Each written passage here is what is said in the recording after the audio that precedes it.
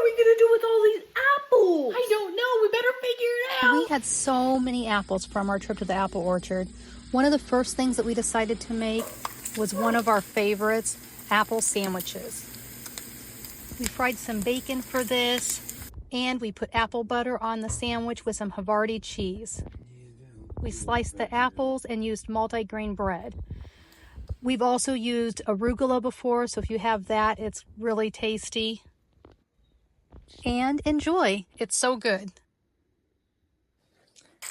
The next thing that I made was pork with apple stuffing. For this, I used some raisins, I made some cornbread, and then I cubed that up, and I diced up a yellow onion and a couple of apples.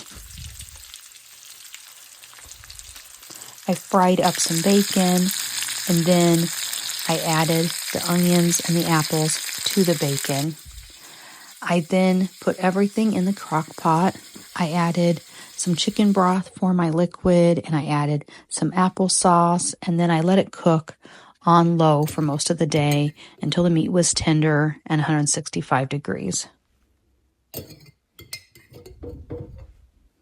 When it's done, you've got a super simple, sweet and savory stuffing meal.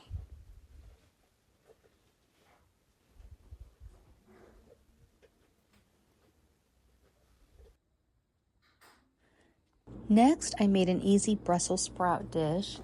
For this, I used my apples, some pecans, I quartered some Brussels sprouts. I used mustard and apple cider vinegar and honey. I used hot honey, but you could certainly use regular. And I used bacon. I was pretty happy when I found the Cinnamon Toast Crunch bacon.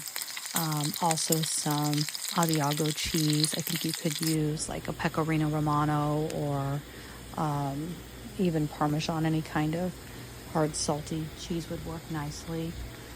After my Brussels sprouts and bacon were cooked, then I added a little dressing made up simply of the apple cider vinegar and the mustard and the honey.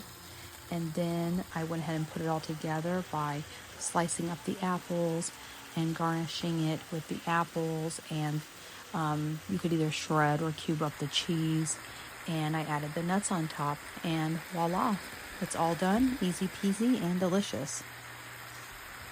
Thanks so much for watching. I hope you enjoyed and that you have a beautiful day.